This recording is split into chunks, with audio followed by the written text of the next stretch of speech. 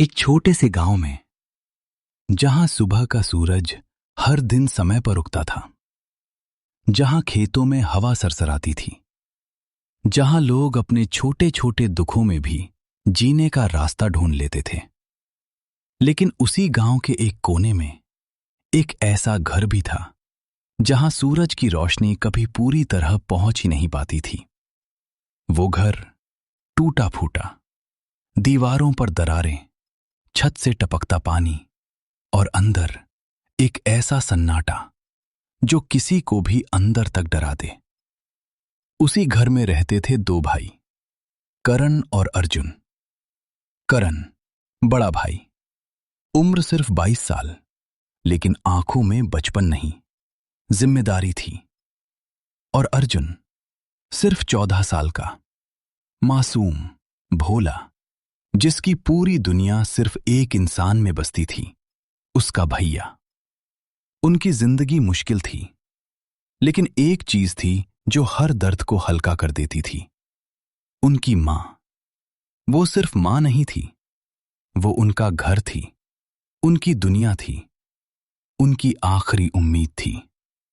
हर सुबह वो उन्हें अपने हाथों से खाना खिलाती, उनके सिर पर हाथ फेरती और कहती, डरो मत, मैं हूं ना।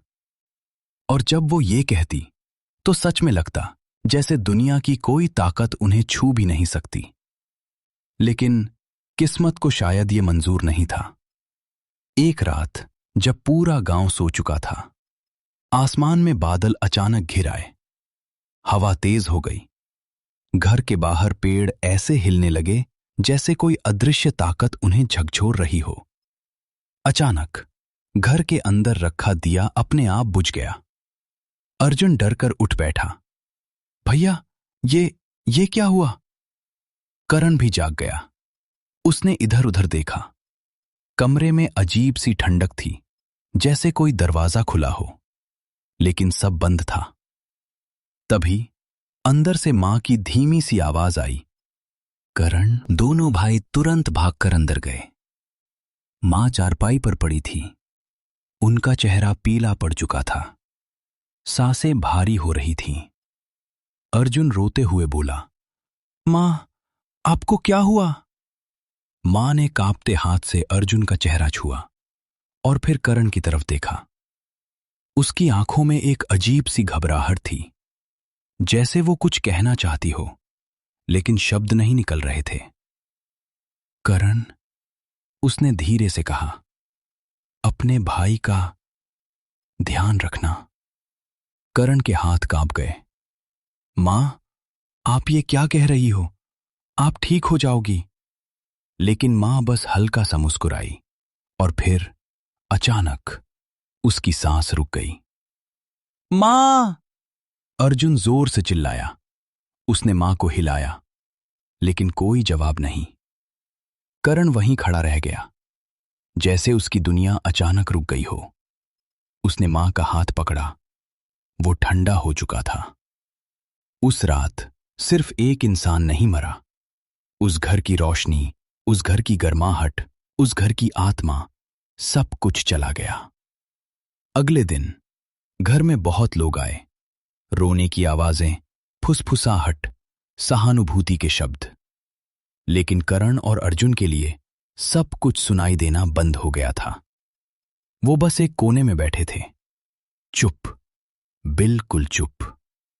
अर्जुन बार बार पूछता, भैया, मां कब उठेगी? करण के पास कोई जवाब नहीं था।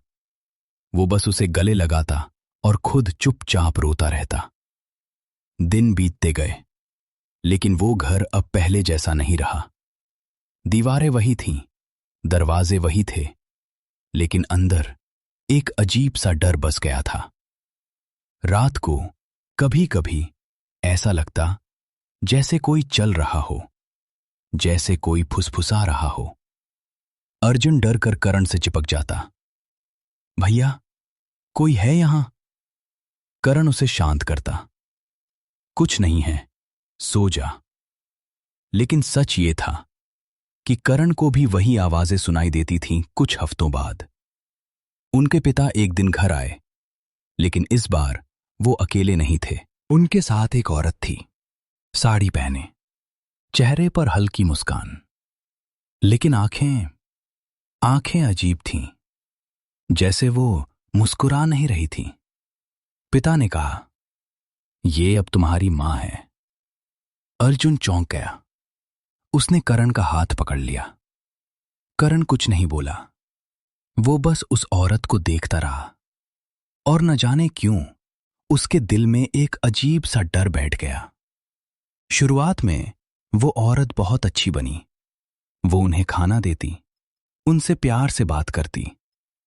अर्जुन धीरे धीरे उसे मां कहने लगा। लेकिन करण, वो अब भी चुप रहता।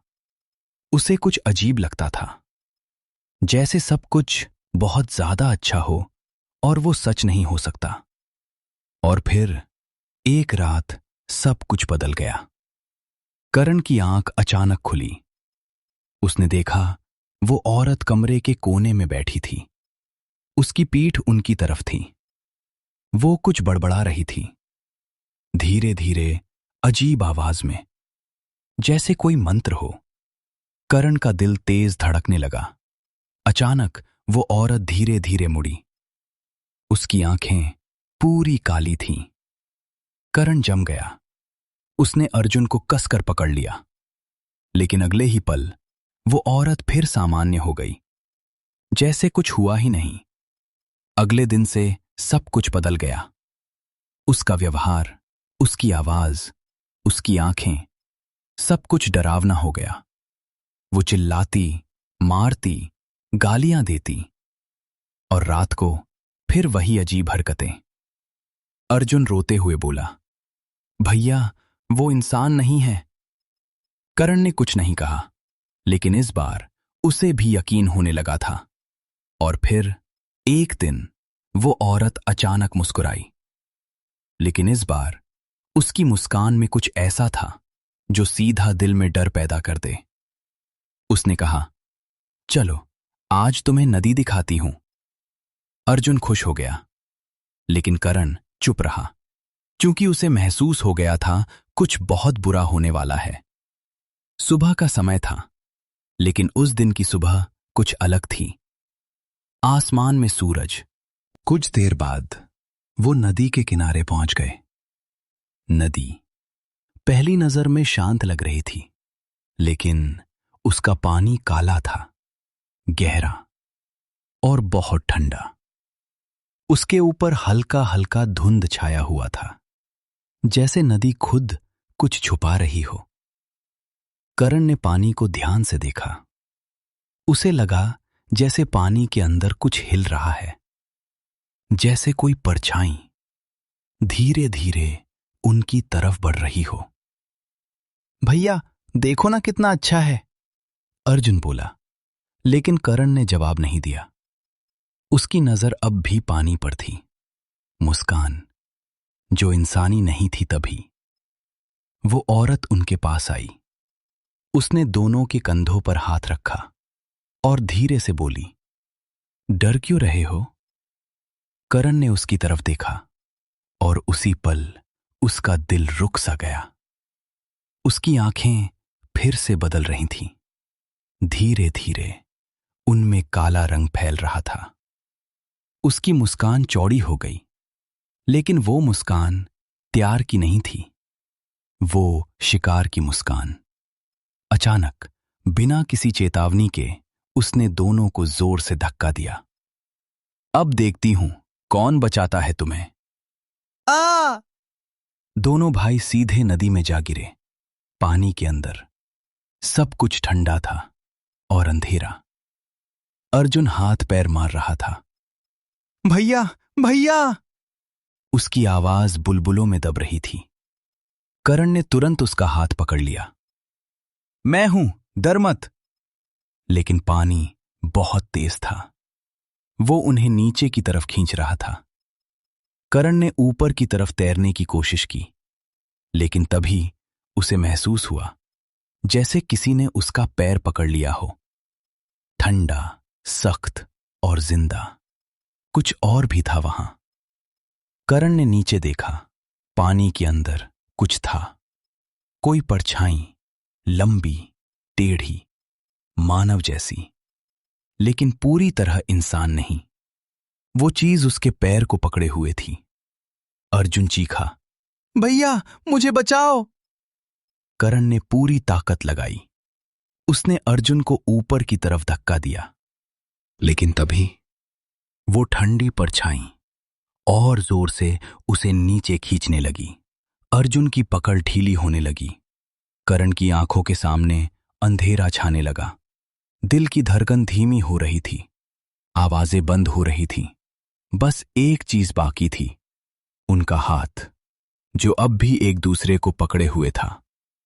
और फिर अचानक सब कुछ शांत हो गया। न पानी की आवाज, न चीख, न दर्द, बस अंधेरा, पूरी तरह का अंधेरा, जैसे दुनिया ही खत्म हो गई है। पता नहीं कितना समय बीता, लेकिन धीरे धीरे रोशनी वापस आने लगी। लहरों की आवाज सुनाई दी, और फिर दो शरीर रेत पर पड़े हुए थे। करण और अर्जुन, दोनों बेहोश, घायल, लेकिन जिंदा। दूर से एक बूढ़ा आदमी आया। उसने दोनों को देखा। उसकी आंखों में हैरानी थी और दया भी। वो धीरे धीरे उनके पास आया, घुटनों के बल बैठा और बोला, हे भगवान, ये बच्चे। उसने तुरंत दोनों को उठाया, उनकी नब्ज देखी, जिंदा हैं। उसकी आवाज में राहत थी, लेकिन उसे ये नहीं पता था कि वो किस कहानी का हिस्सा बनने जा रहा है। वो उन्हें अपने घर ले गया। घर छोटा था, पुराना, लेकिन साफ। अंदर एक औरत खड़ी थी, बूढ़ी, लेकिन उसकी आंखें ठंडी थीं। उसने दोनों को देखा और बिना कुछ बोले बस मुड़ गई। असली डर अभी बाकी था। उस रात करण को फिर वही सपना आया, पानी, अंधेरा और वो परछाई। लेकिन इस बार वो परछाई उसके सामने आई और धीरे से बोली, तुम बच गए। लेकिन कहानी अभी खत्म नहीं। समुद्र किनारे की उस सुबह के बाद जिंदगी ने उन्हें दूसरा मौका तो दिया, लेकिन वो मौका जीने के लिए नहीं, सहने के लिए था। नया घर, लेकिन अजीब सन्नाटा। जब करण और अर्जुन को होश आया, उन्होंने खुद को एक छोटे से घर में पाया। दीवारें लकड़ी की थीं, छत पुरानी थी और हवा में नमक और सड़न की गंध थी। बाहर बाहर समुद्र की आवाज लगातार आ रही थी, लेकिन उस घर के अंदर एक अलग ही सन्नाटा था। करण ने धीरे से उठने की कोशिश की। उसका शरीर दर्द से कराह उठा। पास ही अर्जुन लेटा था, कमजोर लेकिन जिंदा। करण ने तुरंत उसे हिलाया। अर्जुन, अर्जुन उठ। अर्जुन की आंखें धीरे धीरे खुली। उसने इधर उधर देखा। भैया, हम जिंदा हैं? करण कुछ पल चुप रहा, फिर हल्के से बोला, शायद। वो बूढ़ा आदमी जो फरिश्ता लगा, तभी दरवाजा खुला। वो बूढ़ा आदमी अंदर आया, जिसने उन्हें समुद्र किनारे पाया था। उसके हाथ में पानी और कुछ खाना था। उसकी आंखों में सच्ची दया थी। डरो मत, अब तुम सुरक्षित हो, उसने मुस्कुराकर कहा। अर्जुन की आंखों में आंसू आ गए। शायद पहली बार उसे लगा कि कोई उन्हें बचाना चाहता है। लेकिन करण चुप था, क्योंकि उसने कुछ और भी महसूस किया। वो नजर, जो इंसान की नहीं थी, बूढ़े के पीछे एक औरत खड़ी थी, बुढ़िया। उसकी आंखें सीधी करण पर टिकी थीं, बिना पलक झपकाए, बिना कोई भाव दिखाए, जैसे वो उसे पढ़ रही हो, जैसे वो जानती हो कि ये दोनों कौन हैं और कहां से आए हैं। करण का दिल एक पल के लिए रुक गया। वो नजर वैसी ही थी जैसी उस नदी में महसूस हुई थी, ठंडी, खामोश और डरावनी। पहले दिन सब सामान्य लगा। बूढ़े ने उन्हें खाना दिया, आराम करने दिया, लेकिन बुढ़िया बस दूर से देखती रही, जैसे इंतजार कर रही हो। उस रात करण की नींद अचानक खुली। कमरे में अंधेरा था, लेकिन उसे लगा कोई उनके पास बैठा है। उसने धीरे से सिर घुमाया और देखा, बुढ़िया उनके पास बैठी थी, अंधेरे में।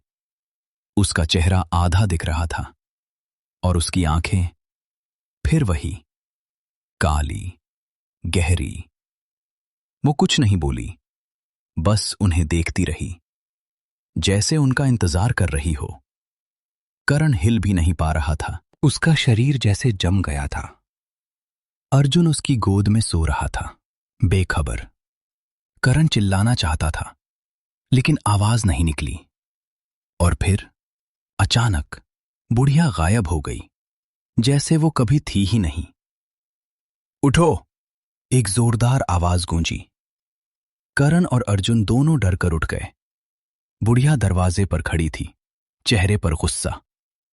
यहां सोने नहीं आए हो, काम करने आए हो। उस दिन से सब बदल गया। सुबह अंधेरे में ही उन्हें जगा दिया जाता। ठंडी हवा चल रही होती, लेकिन उन्हें बाहर जाना पड़ता, बर्तन धोने, लकड़ी लाने, मछलियां साफ करने, और वो भी बर्फ जैसे ठंडे पानी में। अर्जुन के हाथ कांपते, उसकी उंगलियां सुन्न हो जाती, कभी कभी खून भी निकल आता। वो रोते हुए कहता, मां, दर्द हो रहा है। और बुढ़िया बस हंसती। ड्रामा मत करो, अगर उनसे छोटी सी भी गलती हो जाती तो सजा मिलती, डंडे से, बिना रुके, बिना दया के। एक दिन अर्जुन से एक बर्तन गिर गया, बस इतनी सी बात। बुढ़िया ने डंडा उठाया और उस पर बरस पड़ी। नालायक, कुछ काम नहीं आता।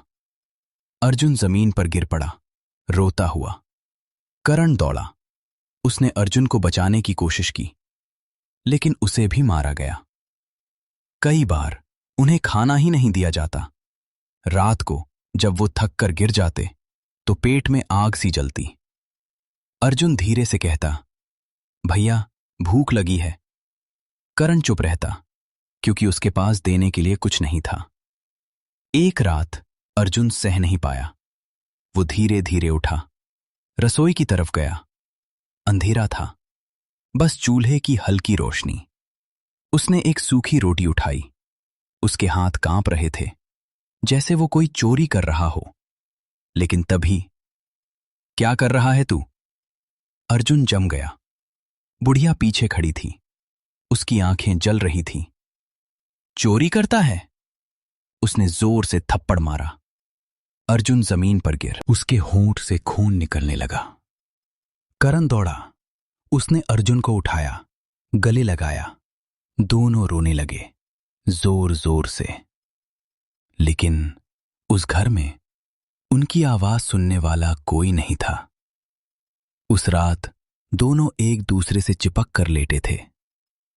अर्जुन धीरे से बोला, भैया, क्या हम कभी खुश होंगे?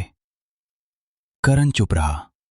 उसकी आंखों से आंसू बह रहे थे, लेकिन उसके पास कोई जवाब नहीं था। दिन, महीने, साल सब गुजरते गए, लेकिन उनकी जिंदगी वहीं अटकी रही। मार, भूख, डर और वो बुढ़िया जो कभी नहीं बदली। लेकिन कुछ और भी बदल रहा था। धीरे धीरे करण को महसूस होने लगा कि वो घर सिर्फ घर नहीं है। रात को उसे कदमों की आवाज सुनाई देती, दरवाजे अपने आप खुलते, आईने में अजीब चीजें दिखती। एक रात उसने देखा, बुढ़िया आईने के सामने खड़ी थी, लेकिन आईने में उसका चेहरा नहीं था।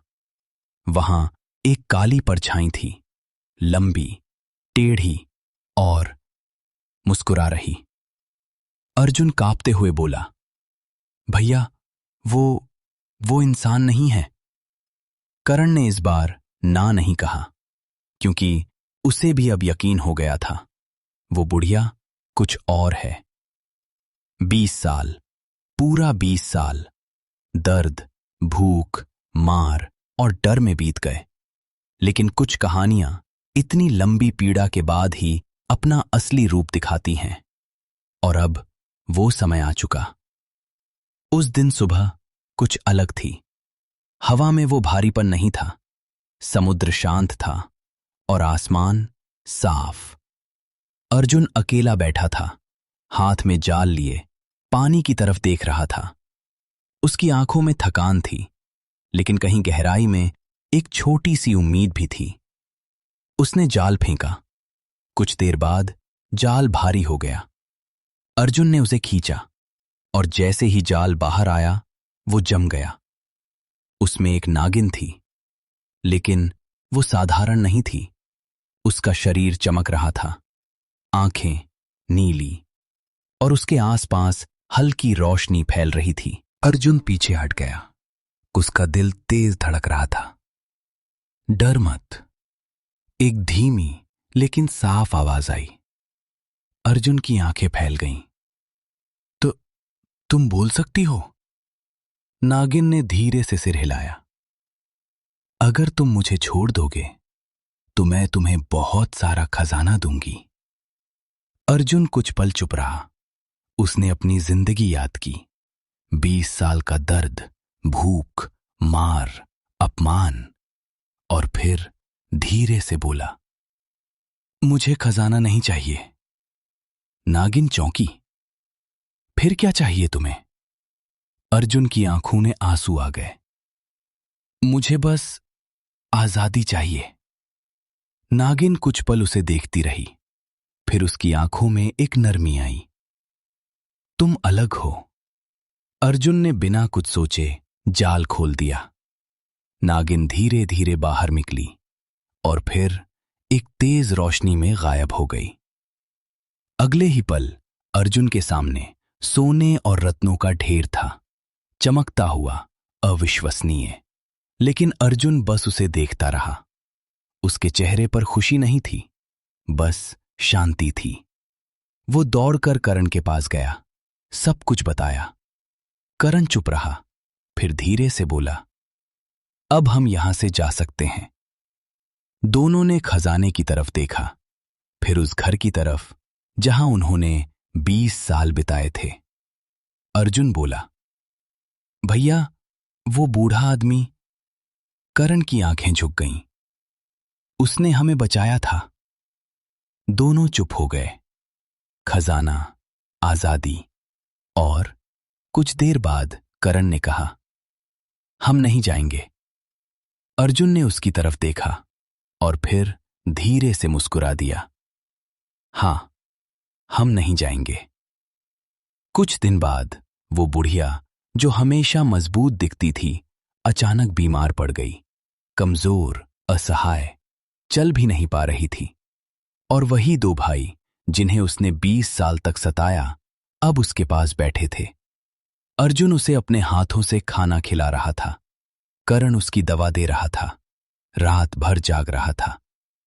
एक रात बुढ़िया रो पड़ी। उसकी आवाज कांप रही थी। मैंने तुम्हारे साथ बहुत बुरा किया। तुम्हें मारा, भूखा रखा, तुमसे नफरत की।